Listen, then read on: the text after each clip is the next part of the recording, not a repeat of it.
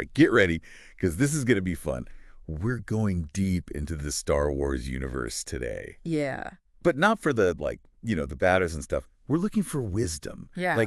Can Star Wars really make our lives better? Well, what's interesting is how Star Wars, it's like a modern myth, you know? It's got all this stuff about philosophy and metaphysics even, and how to grow as a person. Yeah. Just like all those old stories people have been telling forever. Okay, that's cool. But how do stories about, laser swords and space wizards actually teach us about life? Well, think about this. Star Wars, it's not tied to a specific time or religion, you know what I mean? Like those ancient myths. Right. And that opening line a long time ago in a galaxy far, far away. Yeah. That's like a paradox, right? Yeah. It's both the past and the future at the same time. Huh. What we know and what's totally alien. I see. So it speaks to everyone gets at these universal things we all think about. So it's kind of like a blank canvas for us to find our own meaning in. You got it. It's like exploring space, but inside ourselves. In a space, yeah. By going to this crazy galaxy, we explore our own inner world. Now, one thing you can't miss in Star Wars is the Force. Right. But is it just some hokey religion, like Han Solo says? Or is there something, more to it? Well, Obi-Wan says the Force is an energy field created by all living things that surrounds us, penetrates us, and binds the galaxy together. It's like gravity or electromagnetism, you know? Super powerful, but you can't see it. Yeah. But it's shaping everything around us. So the Force isn't just, magic. It's a real part of how everything works. Exactly. But then there's this whole light side and dark side thing. Yeah. You see that a lot in myths and religions, too. Totally. That light and dark side stuff in the Force, it's like the struggles we all have inside. Oh, yeah. Good versus evil, you know? The characters, they're always wrestling with that dark side. Right. Tempted by all those negative emotions like anger and fear. Just like our own battles with our better selves and our not so good selves. You see that so clearly with Luke. Oh, yeah. He's tempted by the dark side, but in the end, he chooses good. Right. It's like a constant reminder that we get to choose our own path, too. Exactly. And that's where the Jedi way of life comes in. Okay. They've got this whole system for growing as a person with self-discipline, being mindful, and finding balance inside. But how does being peaceful and in control like a Jedi help us in our regular lives? Right. I mean, it's not like we're fighting Sith Lords every day. Well, think about Yoda. He says, you will know the good from the bad when you are calm, at peace. Yeah. That applies to anything. A tough choice at work, problems in your relationships. You find that inner peace, it helps you make a good decision. So it's like, if we can be calm and clear like a Jedi, then we can be wiser and kinder even when things get tough. Right. Totally. And this is where the connection with Eastern philosophy gets really interesting. I was going to ask about that. I know there's some similarities with Taoism and Buddhism. Right. How deep does that go? Well, in Taoism and Buddhism, there's this idea of a universal energy, like a life force that's everywhere. Taoists call it the Tao. Yeah. And in Buddhism, it's often called prana or chi. Like the force, these things are hard to define, you know? They're not like a god you pray to. It's more like a force that's running the whole universe. So it's more about experiencing the Force than defining it. Yeah, that's a great way to put it. You can't just read about it. You have to feel it. Exactly. Remember what Yoda says to Luke? You will find only what you bring in. What we understand about the Force, or anything really, depends on what's inside us.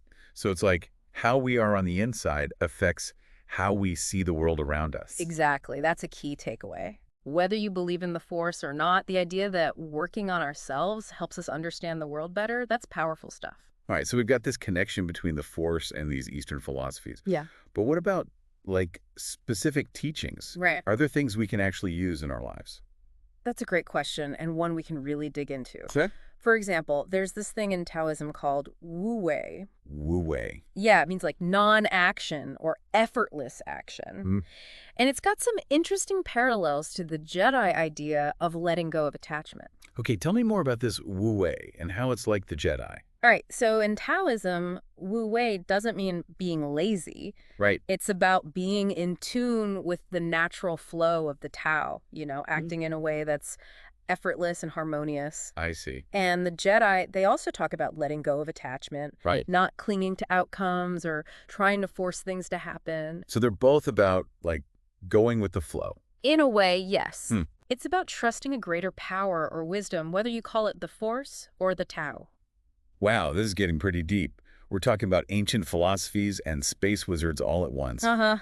It is pretty amazing. Who knew Star Wars could be so full of wisdom? It really is, and we've only just scratched the surface. I'm ready to dive deeper. Yeah. But we'll have to stop here for now. Come back for part 2, where we'll keep exploring these connections to philosophy and see what else we can learn from the Star Wars galaxy. Welcome back to our exploration of Star Wars wisdom. We're back for more. Yeah. Last time we were talking about the Force, the Jedi, even like Taoism. Right. So many cool connections. What other philosophical stuff can we find today? Well, one thing that keeps coming up in Star Wars is this idea of being connected, you know? Like Obi-Wan said, the Force is an energy field created by all living things. Yeah. That binds the galaxy together. Right. It connects everything. We're all part of this huge network, even across galaxies. And what we do affects others in ways we don't even realize. It's like we're all connected, even if we don't see it. So this interconnectedness, it's not just a Star Wars thing. Nope. Lots of philosophies and spiritual traditions talk about it. Okay. Like in Buddhism, there's this idea called dependent origination. It means that everything is connected and depends on everything else. Nothing exists alone. So it's a pretty universal idea. Yeah, it pops up all over history in different cultures. And Star Wars shows us this visually, too. Think about Luke's vision in the Dagobah cave. Oh, yeah. He sees his own face inside Darth Vader's mask. Right. Such a powerful image. It is. It shows that deep connection between them, even though they seem like total opposites. So even our enemies are connected to us somehow. Yeah, and it's not just mystical visions, it's in the choices they make, too. Luke, Darth Vader, what they do affects entire planets, civilizations even. Right. Shows how connected everything is, how our choices have consequences, good or bad. Like the butterfly effect. Exactly. One small change can lead to big changes somewhere else. So Star Wars is telling us to be careful what we choose. Yeah, to think about how our actions impact everyone and everything around us. Be mindful. Exactly. Now, all this talk about connection, it makes you wonder about free will and destiny, you know? Yeah, that's a big one. Like, are we really in control or are we just following a script? I think about that a lot. Right. It's something philosophers have been debating forever. Well, Star Wars doesn't give us easy answers. Like a lot of great stories, it shows both sides. We see characters fighting their destinies, making unexpected choices, and shaping what happens. So it's not just one or the other. Right. Both fate and free will are at work. We have a part to play, even if there are bigger forces out there. That's a really good way to put it. And this brings us to another cool thing about the Force. Okay. How it relates to consciousness and the universe. Remember Obi-Wan saying the Force is an energy field created by all living things? Yeah. What if the Force is like a sign of some kind of cosmic consciousness, like the universe itself is aware? Well, hold on. You mean like the universe is thinking? That's a big idea. It is. Might sound like sci-fi, but some scientists and philosophers are thinking about this stuff too. Really? There are theories in quantum physics and cosmology that suggest everything is connected at the deepest level, like there might be a universal consciousness. So maybe science is catching up to Star Wars. Haha, maybe. And that's what makes Star Wars so great for philosophical thinking. Right. It makes us think outside the box, imagine things beyond what we normally experience. So if the Force is like the universe's consciousness, what does that mean for us? Well, it could mean we're all connected to this consciousness in ways we don't even know. Like maybe our thoughts and feelings are part of this big energy field. Wow, that's amazing and a little scary. Yeah. Like we're responsible for the energy we put out there. Exactly. It makes you think about being compassionate and kind, right? It does. Makes you realize how important it is to spread good energy. Like we're all just drops in the ocean of the Force. And what we do creates ripples that affect the whole thing. That's a powerful thought. And it brings us back to the Jedi teachings. Oh, okay. Remember, they focus on living in harmony with the Force, being wise and compassionate, and making the world a better place. So much to think about. Interconnectedness, fate, free will, cosmic consciousness. I can't believe how deep Star Wars goes. It's amazing how much philosophy you can find in a story about space wizards and lightsabers. Totally. But these ideas, they can really change how we live, right? Absolutely. I'm excited to talk more about that in part 3. Me too. We'll see how these Jedi ideas can help us deal with everyday challenges, make good choices, and live better lives. Back again for more Star Wars wisdom. We've covered some seriously mind-blowing stuff so far. Right. Interconnectedness, destiny, even a universal consciousness. But how do we use all this Jedi stuff in real life? That's the big question, right? It's got to be useful somehow. Let's start with mindfulness. That's huge for the Jedi. Being in the moment, quieting your mind, no distractions. Kind of like meditation. I've heard that's helpful, but I don't know. It seems a bit too new agey for me.